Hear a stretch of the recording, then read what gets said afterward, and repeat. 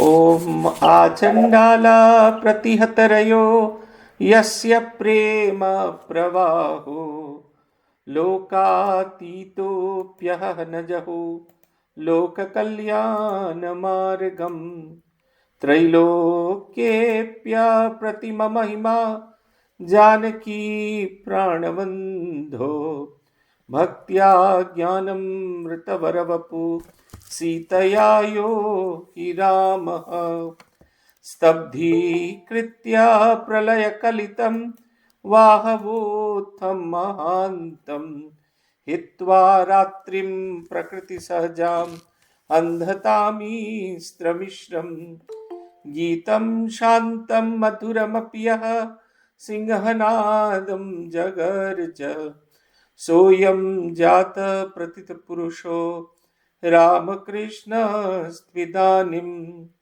जय जय रामकृष्ण वंशकल्पतरु जय जय भगवान जगतेर गुरु जय जय गुरुमाता जगत जननी रामकृष्ण भक्तिदात्री चैतन्य दायिनी जय जय रामकृष्ण इष्ट गोष्ठीगान সবার চরণ রেণু মাগে অধম।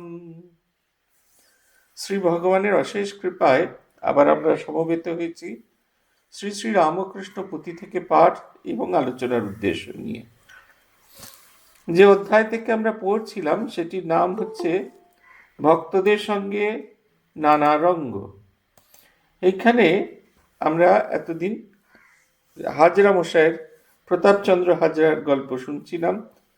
পুথিকার বলছেন যে প্রতাপচন্দ্র হাজরা শ্রীরামকৃষ্ণের পায়ের কাছেই থাকতেন, কিন্তু সবসময় তিনি শ্রীরামকৃষ্ণের বিরোধিতা করে গেছেন। শ্রীরামকৃষ্ণ যেটাখান দিয়ে শেষ করেছিলাম আমরা, হঠাৎ করে একদিন ঠাকুর তাকে ডেকে বললেন যে একটু ভালো করে আমার পাটা টিপে দাও।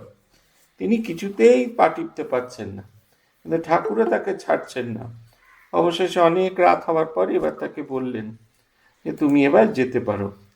এই যে বুঝতেই পারলেন না প্রতাপচন্দ্র হাজরা যে এই কৃপা কিরকম ভাবে তার কাছে এলো, এটা তিনি কিছুতেই বুঝতে পারলেন না। শ্রীরামকৃষ্ণদেব নিজে থেকে তার সেবা গ্রহণ করলেন, কিন্তু প্রতাপচন্দ্র হাজরা সবসময় শ্রীরামকৃষ্ণের বিরোধিতাই করে গেছেন। তার কাছে যারা আসতেন তাদের বিরোধিতা করতেন। শ্রীরামকৃষ্ণের কৃপা তিনি পেয়েছিলেন এবং খুব সম্ভবত নয়, স্বামী বিবেকানন্দের ইচ্ছে। স্বামী বিবেকানন্দ শ্রীরামকৃষ্ণকে অনুরোধ করেন যাতে তার আধ্যাত্মিক উন্নতির জন্য তিনি কিছু করেন, এবং সেইভাবে তিনি তাকে কৃপা করেন, এবং সেটা অনেক বছর পরে। কিন্তু সারাটি জীবন তিনি শ্রীরামকৃষ্ণের বিরোধী ছিলেন। ভগবান এমনি করে এই বিরোধীদের আমাদের চোখের সামনে রেখে দেন। এও একটা সাধনার একটা অন্যতম পদ্ধতি, যার মাধ্যম দিয়ে আমরা ভগবানকে নিশিদিন চিন্তা করে থাকি। আমাদের যে সবচেয়ে দুঃখ দিয়েছে, আমাদের যে সবচেয়ে বেদনা দিয়েছে, আমরা সবসময় তাকে মনে করার চেষ্টা করি। কারণ এই মনে করানোর মধ্যে দিয়ে আমরা ধীরে ধীরে এই এতে আসে। আমাদের মনে করানোর মধ্যে দিয়ে যখনই আপনি আপনার বিরোধী যে আছে তাকে সেই বিরোধী আপনাকে সারাক্ষণ ধরে মনে করবে। কেউ আপনার কোনো ক্ষতি করেছে, আপনার যদি মনে হয় তার ক্ষতি করব, দেখবেন নিশিদিন আপনি শুধুমাত্র তাকেই চিন্তা করছেন, আর কাউকে চিন্তা করতে পারছেন না। এইটা হচ্ছে কথা। এইটা না হলে বোধহয় আর কখনোই এরকম হয় না। এইভাবেই চলতে থাকে। আজকে আমরা যে অংশে থেমেছিলাম সেইখান থেকে হলো। ঠাকুর যে অংশে সেরেছিলাম সেখানে বলেছিলেন, হাজরার সঙ্গে সদা খেলেন গোসাই, বিশ্বাস অন্তর কিন্তু নাহি পায় ঠাঁই। বিশ্বাস অন্তরে কিন্তু নাহি পায় ঠাঁই। সাধক তো ছিলেন, শ্রীরামকৃষ্ণের ঘরের বারান্দার সামনে বসে থেকে সাধন ভজন করা it's not an easy joke. আমরাই শ্রীরামকৃষ্ণের ঘরে গিয়ে বসে থাকতে পারি না। আমাকে অনেকে অনেক রকম কথা বলেন আমাদের দেশের প্রধানমন্ত্রী সম্পর্কে। না, আমি তাকে দেখেছি স্বামী বিবেকানন্দের ঘরে একাকী বসে আছেন। ঘরের জানলা দরজা সব বন্ধ করে দেওয়া আছে, তিনি একাকী বসে আছেন, 1-2 মিনিট নয়, 45টি মিনিট চুপটি করে ওই ঘরে স্বামীজির যে পায়ের যে ছাপ আছে তার নিচে বসে ওখানে বসে ধ্যান করছেন কি ভগবত চিন্তা করছেন তা নয়। ওইখানে বসে থাকা, একাকী বসে থাকাটাই একটা খুব ভয়ঙ্কর জিনিস, খুব একটা মানে বেশ কলিজা লাগে বুকের ভেতরে। আমরা সাধুরা সাধন ভোজন করি ঘরের বাইরে, স্বামীজির ঘরের বাইরের যে বারান্দা সেই বারান্দায় বসে জপ ধ্যান করি। স্বামীজির ঘরে বসে যখন জপ ধ্যান করি তখন অনেকে থাকে, অতএব সেই বোধটা হয় না। কিন্তু উনি একাকী বসে থাকলেন। শ্রীরামকৃষ্ণের ঘরের সামনে সেরকম হাজরা বসেছিলেন। হাজরা অবশ্যই শক্তিশালী, আধ্যাত্মিক দিক দিয়ে শক্তিশালী। যতই তিনি বিরোধ করুন, তিনি কিছুতেই এই হাজরার সঙ্গে ঠাকুর খেলা করতে থাকেন। হাজরাকে কিছুতেই তিনি তার হৃদয়ে স্থান দেন না। পুথিকার লিখছেন, উচ্চতম গৃহী ভক্ত প্রভুর আমার, শ্রীমন মোহন রাম চাটুর্যে কেদার, দেবী পুত্র শ্রী সুরেন্দ্র শিমুলায় ঘর, কালী ভক্ত ইষ্ট শ্যামা প্রভু গুরুবর, ইষ্ট গুরু অভিন্নাত্মা এই জ্ঞান সনে, মনোপ্রাণগত তার প্রভুর চরণে, দম্ভ মনে শ্রীগোচরে হাজরা এখন, তাহাদের নিন্দাবাদ করে বিলক্ষণ, ভক্ত প্রিয় ভগবান ভক্তগত প্রাণ, লাগিল ভক্তের নিন্দা বাজের সমান, প্রভুর বিষম শিক্ষা শিক্ষা দেন কাজে, আজন্ম স্মরণ শিক্ষা হারে হারে বিজে, ভক্ত নিন্দা হেতু শিক্ষা দিতে জীবগণে, শুনো কি করিলা প্রভু হাজরার সনে। পুথিকার বলছেন যে শ্রীরামকৃষ্ণের কাছে যারা আসতেন তাদের মধ্যে অন্যতম হলেন মনমোহন মিত্র, রাম দত্ত এবং কেদার চাটুর্যে। এছাড়া সুরেন্দ্র আসতেন, দেবীপুত্র, কৃপা ছিল ভগবানের, দেবীর কৃপা তার উপর ছিল। এই ভক্ত এরা সবাই, সব সিমলায় ঘর, সবাই কালী ভক্ত। শ্রীরামকৃষ্ণের কাছে যেমন আসতেন তেমনি ঠাকুরকে এবং কালীকে তারা অভিন্ন বোধ করতেন, অভিন্ন দেখতেন। শ্রীরামকৃষ্ণকে তারা ভালোবাসতেন। শ্রীরামকৃষ্ণ জীবনের ধ্রুবতারা, শ্রীরামকৃষ্ণ তাদের জীবনের ধ্রুবতারা, এটা তারা মানতেন। কিন্তু শ্রীরামকৃষ্ণকেই তারা মা কালী জ্ঞান করতেন, আর এই সুযোগটি তিনি নিলেন। মন প্রাণগত তার প্রভুর চরণে, দম্ভ মনে শ্রীগোচরে হাজরা এখন, তাহাদের নিন্দাবাদ করে বিলক্ষণ, প্রভুর বিষম শিক্ষা দেন কাজে, ভক্ত প্রিয় ভগবান ভক্তগত প্রাণ, লাগিল ভক্তের নিন্দা বাজেরও সমান। শ্রীরামকৃষ্ণের কাছে বা বিভিন্ন জায়গায় এই হাজরা মশাই এদের সম্পর্কে খারাপ খারাপ কথা বলতে থাকলেন। শ্রীরামকৃষ্ণের কাছে যারা আসেন তাদের কেউ খারাপ বললে তার খুব কষ্ট হতো।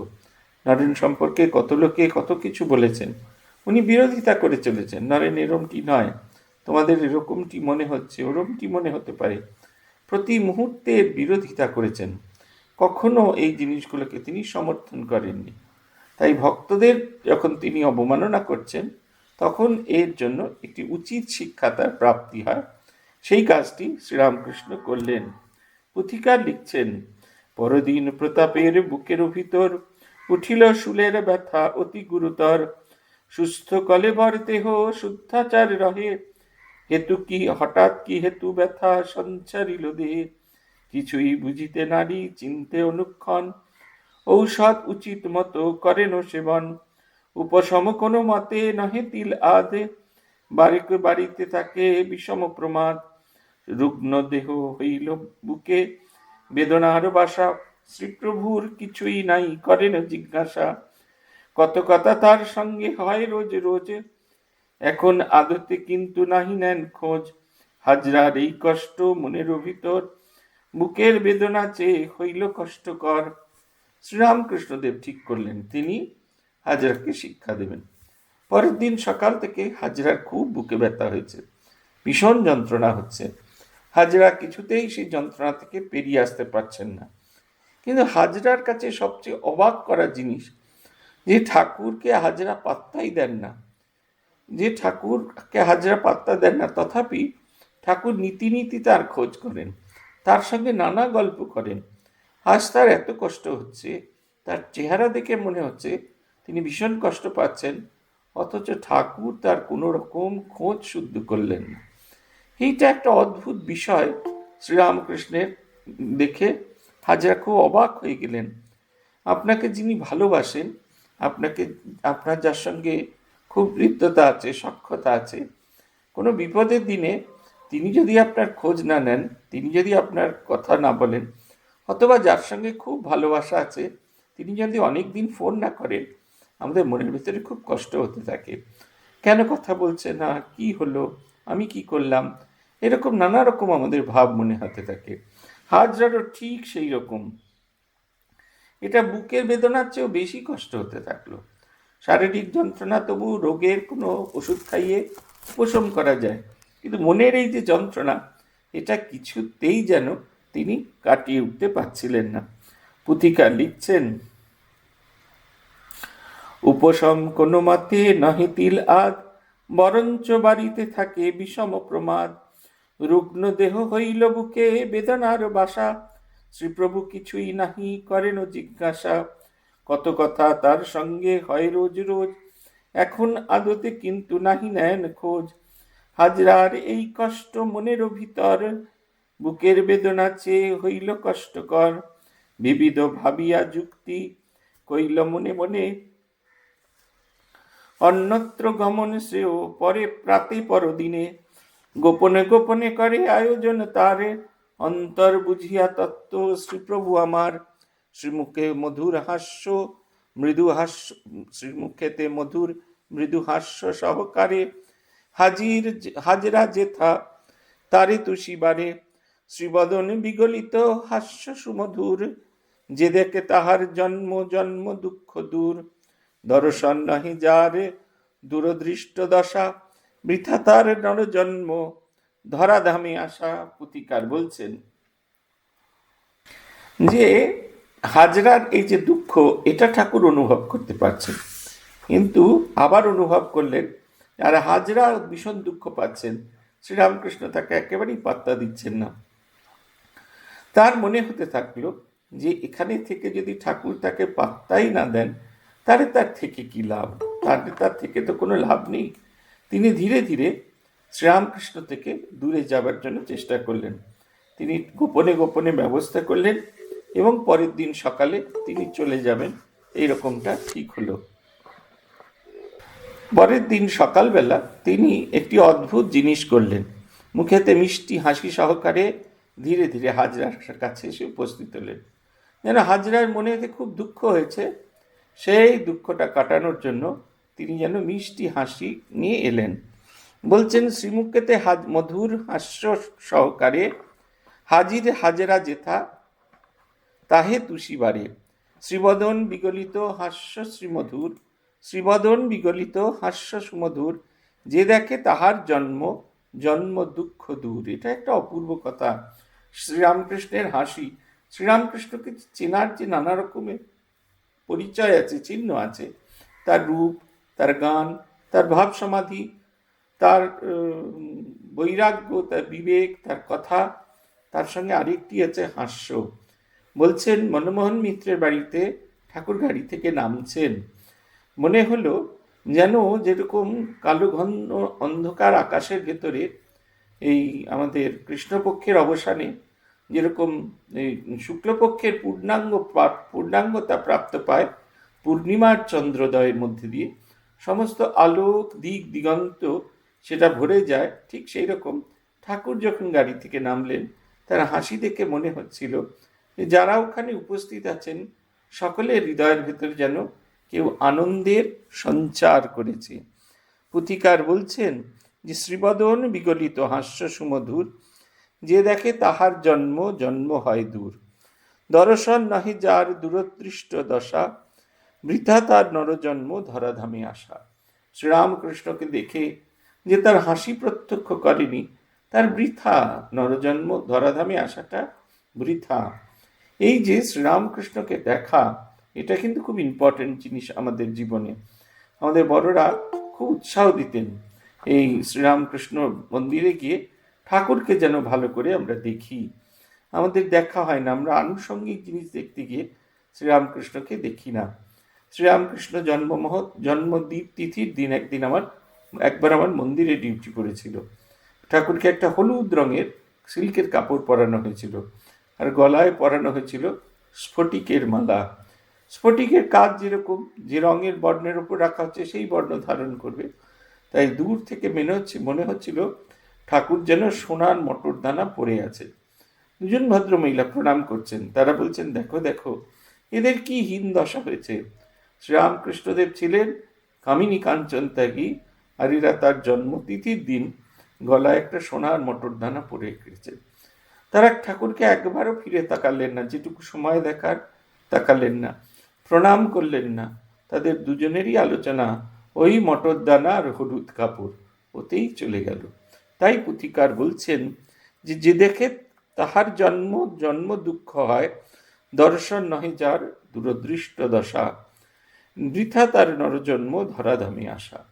যে দেখে তার সারা জীবনের দুঃখ চলে যায়, তার সারা জীবনের কষ্ট চলে যায়। আর যে দেখতে পায় না, তার এই নরজন্ম বৃথা, তার আর অন্য কোনো কিছু হবে না। পুথিকার বলছেন, অমিয় বরসী ভাষা সরল সরল, হাজরায় জিজ্ঞাসেন শরীর কুশল, বলিয়া সকল ব্যথা উত্তর তখন, পক্ষাবধি বক্ষস্থলে শুলেরও বেদন। মাতৃপুত্র রামলালে কন্ডাক দিয়া, ঠান্ডা জলে দেহ কিছু চিনি ভিজাইয়া, কিঞ্চিত লেবুর রস মিশাইয়া তাহে, এখুনি খাইতে তুমি দেহ হাজরায়। প্রিয় পেয়ে সুশীতল শরীরে শীতল যখন, বুঝাইয়া হাজরায় প্রভুদেব কন। শুলের বেদনা বুকে বড় পরমাদে, ব্যাধির মূল হেতু ভক্ত অপরাধ, ভক্তদের নিন্দাবাদ করিয়া রটনা, আপনি এনেছ নিজে বুকেরও বেদনা। ঠাকুর বললেন রামলাল দাকে, এর খুব বুকে ব্যথা হচ্ছে, কষ্ট হচ্ছে, খানিকটা মিছরি ভিজিয়ে দাও। মিছরির পানা তৈরি করো, তারপরে তাতে একটু লেবুর রস দিয়ে দাও। তুমি ধীরে ধীরে এইটা খাও, খেলেই দেখবে তোমার এটা সেরে যাবে। কিন্তু তোমার এটা শারীরিক ব্যথা নয়, শারীরিক ব্যাধি নয়, এটা তোমার মানসিক ব্যাধি। তুমি ভক্তদের নিন্দা করেছিলে, তারা তোমার কোনো ক্ষতি করেননি, তারা তোমার কোনো অংশে কিচ্ছু করেনি। তারা তাদের মতো করে ভগবানকে ডাকে, তুমি তোমার মতো করে ভগবানকে ডাকো। তোমার ডাকাতে তাদের কিচ্ছু কষ্ট নেই, তারা কোনো রকম কিছু বোধ করে না। তথাপি তুমি প্রতিনিয়ত তাদের নিন্দাবাদ করছো, এবং এই তাদের নিন্দাবাদ করছো বলেই তুমি এই এত কষ্ট পাচ্ছ। খুব সাবধানে। আমরা যারা অনেক সময় বিভিন্ন জায়গায় গিয়ে পিএনপিসি করি, আমাদের কিন্তু খুব সতর্ক হতে হবে। একজন সাধুর মায়ের কাছে একজন নিন্দা করছিল, ভারী সুন্দর উত্তরটা, আমি খুব অ্যাপ্রিসিয়েট করেছিলাম, যে দিদিমণিকে আমি বলেছিলাম এটা ভারী সুন্দর উত্তর। তাকে কোনো সাধু সম্পর্কে একজন ভক্ত আরেকজন ভক্তকে বলছেন, ওনাকে বলছেন। তিনি বললেন, দেখো ভাই, ওই যে সাধুকুল রয়েছে রামকৃষ্ণ মিশনের যত সাধুকুল, সেইখানে আমার পুত্র এবং কন্যা সন্তানটিও আছে। যদি তুমি নিন্দা করো তাহলে আমার পুত্র কন্যা সন্তানটিরও নিন্দা হয়। আমি নিজের সন্তানের কোনো রকম নিন্দা শুনতে পারবো না। ভক্তদের কখনো নিন্দা করতে নেই। প্রত্যেকের মতো করে চেষ্টা করে ভগবান লাভ করার চেষ্টা করছে। তাদের যদি কোথাও ভুল হয়ে থাকে, সাহায্য করতে হয়। সে বকাঝকি করে হোক, অভিমান করে হোক, তার উপর রাগ করে হোক, যাই করে হোক, কিন্তু সমালোচনা নয়, তাদের এগিয়ে যাওয়ার সাহায্য করতে হয়। আমরা যখন ভাব প্রচার পরিষদের মিটিংয়ে যেতাম, যে রিপোর্টটা লিখতে হতো, শিবমানন্দজির কতগুলো স্ট্রিক্ট ইনস্ট্রাকশন ছিল। প্রত্যেক আশ্রমে কিছু কিছু ত্রুটি থাকবেই, তোমরা ত্রুটিগুলো অবশ্যই লিখবে, সমস্যাগুলো লিখবে, কিন্তু একই সঙ্গে সমাধান সূত্রগুলো লিখবে। শুধু সমস্যা করেছেন তারা ভুল করেছেন, এইটি শেষ কথা নয়। তুমি তার সমাধান সূত্র হিসেবে কি খুঁজে বার করছো, সেইটিও হবে। ঠাকুর প্রথমে তার কায়িক কষ্ট কম করানোর জন্য তাকে ওই লেবুর রসটি খেতে দিলেন। তারপরে তিনি বলছেন, এখন হইতে কিঞ্চিত লেবুর রস মিশাইয়া তাই এখনই খাইতে তুমি দেহ হাজরায়। প্রিয় পেয়ে সুশীতল শীতল যখন, বুঝাইয়া হাজরায় প্রভুদেবগণ। শুলের বেদনা বড় বুকে বড় পরমাদ, ব্যাধির মূল হেতু ভক্ত অপরাধ, ভক্তদের নিন্দাবাদ করিয়া রটনা, আপনি এনেছ নিজে বুকের বেদনা। আমাদের মুশকিলটা এইখানে। আমরা জানেন তো, নিজেদের মতো সাধন ভজন যদি করি, আমরা গুরু আমাদের যে পথ দিয়েছে তাতে যদি ডুবে থাকি, তাহলে বাইরের কোনো জিনিস আর দেখতে হয় না। একই দোকানে 3 রকমের আইসক্রিম বিক্রি হচ্ছে। অনিলের আইসক্রিম বিক্রি হচ্ছে, আমুলের আইসক্রিম বিক্রি হচ্ছে, আর অন্য কোয়ালিটিরও আইসক্রিম বিক্রি হচ্ছে। এছাড়া কোনো প্রাইভেট আইসক্রিমও বিক্রি হচ্ছে। আপনি তার ভেতরে যদি ওই আইসক্রিম সঞ্চারেতে ঢুকে যান, তার মধ্যেই আপনি থাকবেন। যেগুলো এলিমিনেট করা সেগুলো এলিমিনেট করবেন, আপনি সেরাটাকে নিয়ে আনন্দে একবারে ভরপুর হয়ে থাকবেন। আপনার পাশের লোক কি খাচ্ছে, তিনি কি পছন্দ করলেন, সেটার দিকে তাকানো যাবে না। আপনার পাশের লোক খারাপ কোয়ালিটি, মানে আপনার যেটা মনে হচ্ছে খারাপ, সেইটি খাচ্ছে দেখে আপনি সমালোচনা যদি করেন, আপনার আইসক্রিমটা আপনার আইসক্রিমের স্বাদটা খুব ভালো হবে না। অতএব আপনাকে খুব সাবধানে এই কাজগুলি করতে হবে। কখনো কোনো অবস্থাতে কারুর সামান্যতম সমালোচনা করা যাবে না, এটা একবারে খুব পরিষ্কার। এর থেকে এতটুকু ডেটোরিয়েট করলে আমরা একবারে শেষ হয়ে যাব। এতটুকু ডেটোরিয়েট করা যাবে না। এতে কি হবে, আমার সাধন পথ থেকে আমি বিচ্ছিন্ন হয়ে যাব, এবং যত অন্যের খারাপ চিন্তা করব, তত সেই খারাপ ভাবগুলো আমার ভেতরে আসবে। পুথিকার বলছেন, ভক্তদের পদরজ পরম ঔষধি, আরোগ্যের উপায় এই আছে এক বিধি। কিছুক্ষণ পরে দেহ করে দর্শন, উপনীত রাম আদি শ্রীমনমোহন। চকিতে উঠিয়া তবে প্রফুল্লিত মনে, শিরে ধরে ভক্ত রজ লুটাইয়া ভূমে। সেদিন হইতে বুকে আর ব্যথা নাই, ভবব্যাধি মহৌষধি রামকৃষ্ণ কথা। সেদিন হইতে আর বুকে নাহি ব্যথা, ভবব্যাধি মহৌষধি রামকৃষ্ণ কথা। সেদিন থেকে আর বুকে কোনো ব্যথা নেই। রাম এবং অন্যান্য ভক্তরা এসে উপস্থিত হলেন। শ্রীরামকৃষ্ণ বললেন যে ভক্তদের শ্রীচরণ ধুলি যদি তুমি নিতে পারো, তাহলেই একমাত্র তোমার ভালো হবে। তা ভিন্ন আর তোমার ভালো হবার কোনো উপায় নেই। এটা খুব পরিষ্কার। তোমার এত সহজে ভালো হবে না। অতএব যদি ভালো হতে চাও, যদি সম্পূর্ণভাবে তোমার মনে হয় যে অধ্যাত্ম পথে তুমি এগিয়ে যাবে, শারীরিক এবং মানসিক স্তরে তোমার সব কিছু অতিক্রম করবে, তাহলে এই নিন্দাবাদ থেকে নিজেকে বিরত রাখবে। পুথিকার লিখছেন, হাজরার মহিমা যত দেখে বারে বার, কোনো মতে নাহি হয় বিশ্বাস সঞ্চার। শুনে তবে কই কথা অপূর্ব ভারতী, মিলে জ্ঞান ভক্তি তার শুনে যে বাপুথি। পুথিকার বলছেন, শ্রীরামকৃষ্ণ জীবনে যারাই এসেছেন, তাদেরই বারবার এই সমস্যা তৈরি হয়েছে। এ কেবলমাত্র হাজরার নয়, অন্যদের ক্ষেত্রেও হয়েছে। নরেন দত্তকে দেখুন, যখন শ্রীরামকৃষ্ণের এত আধ্যাত্মিক ঐশ্বর্য, সমস্ত কিছু দর্শন করেছেন, তখনও তার মনে হয়েছে, যদি তিনি নিজ মুখে বলেন যে তিনি এটি তিনি যদি নিজ মুখে বলেন, তাহলে খুব ভালো হয়। ঠাকুর বলছেন নরেন্দ্রনাথকে, এখনো তোর সংশয়, যে রাম যে কৃষ্ণ, ইদানিং সেই এই দেহে রামকৃষ্ণ, তবে তোর বেদান্তের দিক থেকে নয়। সেই সময় সংশয় মিটে গেল। পরবর্তীকালেও শ্রীরামকৃষ্ণকে একেবারে বাজিয়ে দেখেছেন, প্রতি মুহূর্তে বাজিয়ে দেখেছেন, তবে না তার এই ভাবটি এসেছে শ্রীরামকৃষ্ণ এই জগৎ সংসারে আর দ্বিতীয় কেউ নেই।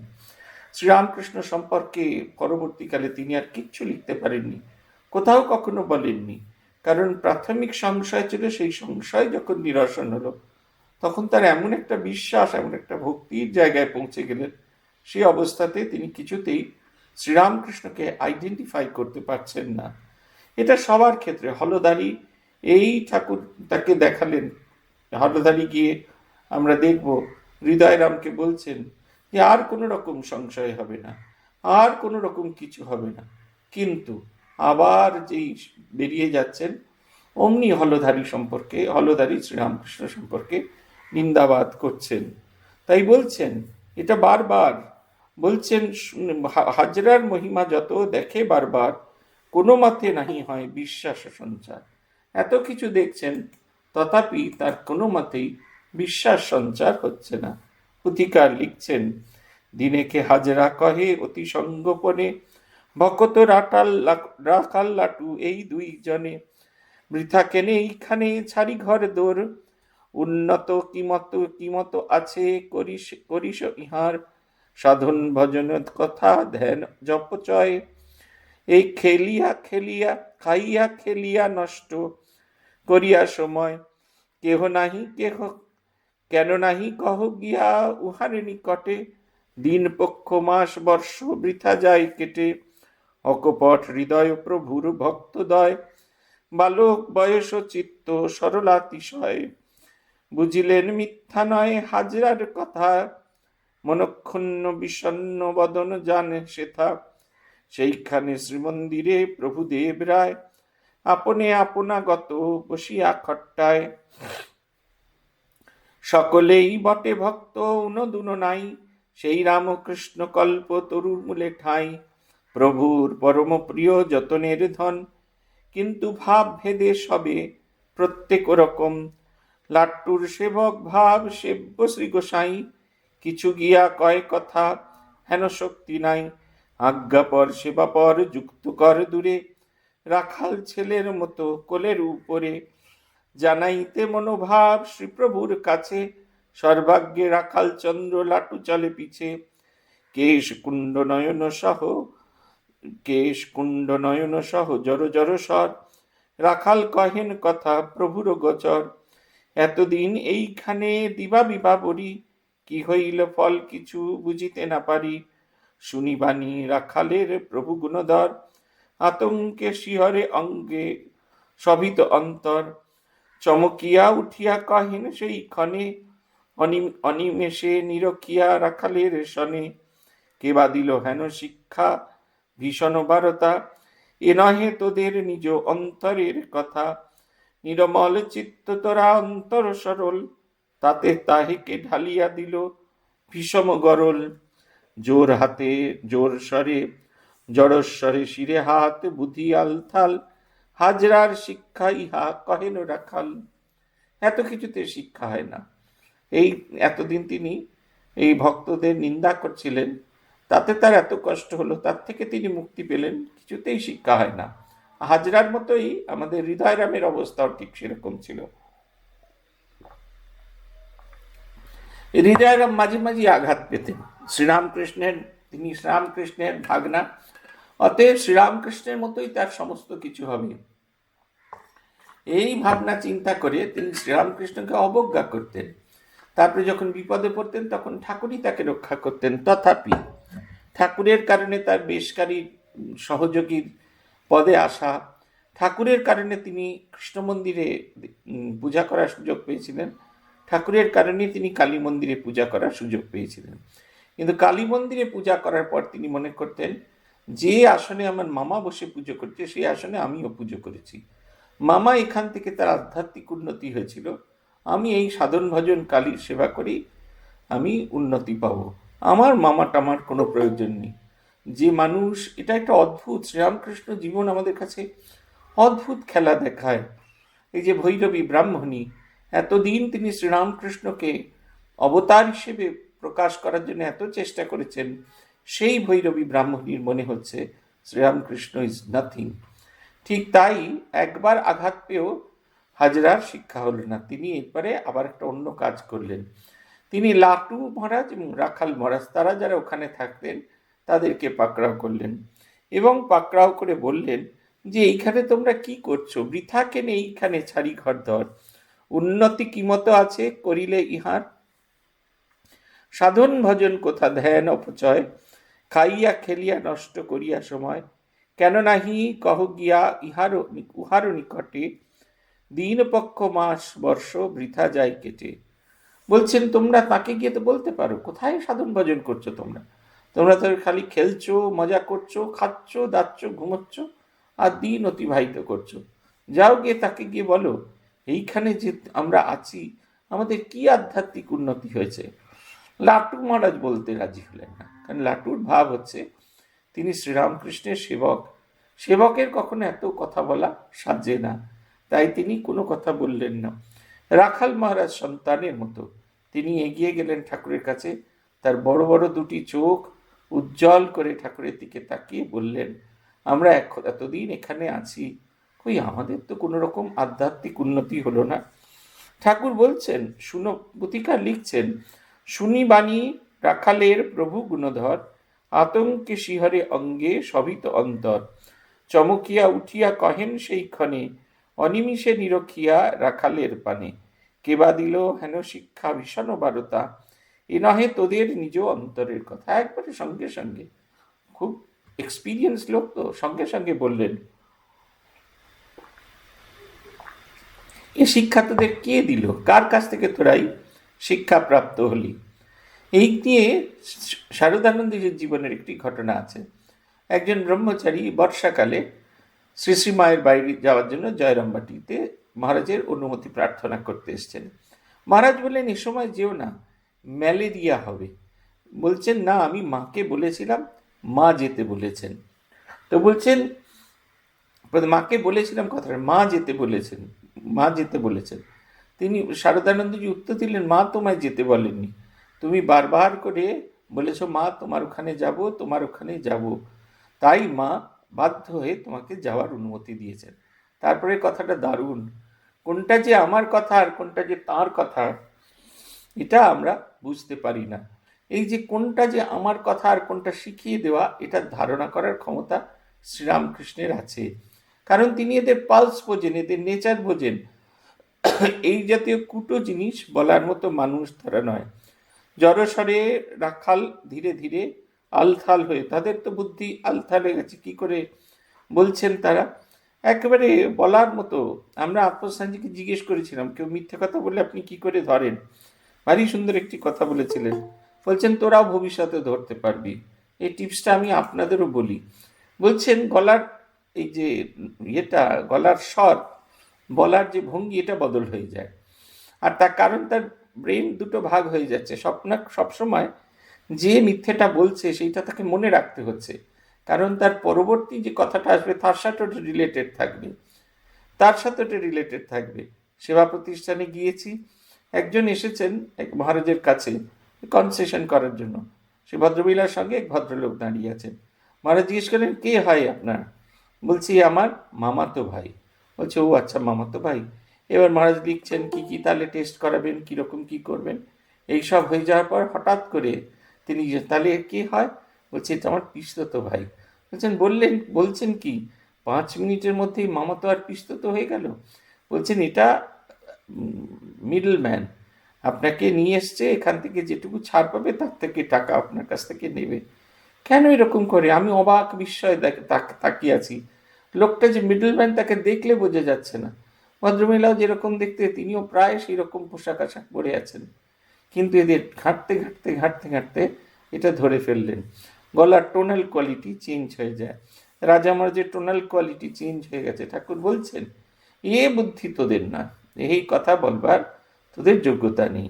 ঠাকুরকে তখন রাজা মহারাজ বললেন যে তাদেরকে এই হাজরা মশাই শিখিয়ে দিয়েছেন। ঠাকুর বলছেন, গরজিয়া প্রভুদেব কেশরীর ন্যায় দ্রুতপদে যা ধাইলেন হাজরা যেথায়, কর্কশ ভাষায় কত তিরস্কার তারে, পশ্চাতে কহিন তুমি যাও স্থানান্তরে, কত কষ্টে লালিপালি ছাবালো আমার, বিনষ্ট করণে কেহ শিক্ষা কদাকার, লজ্জা ভয়ে ত্রস্তচিত হাজরা তখন, কিরিবে উত্তর মুখে নাসারে বচন, তপজপ ক্রিয়াকণ্ড সাধন ভজন, অবিরত যোগেরত ধ্যানে নিমগন, উচ্চতর কিসে কিছু না পাই ভাবিয়ে, কমলার সেব্য প্রভু সেবনের চেয়ে, বসনে নয়ন বাধা মানুষ যেমন, সন্নিকটে বস্তু নাই পায় দর্শন, তেমনি প্রতাপ চন্দ্র মায়ায়,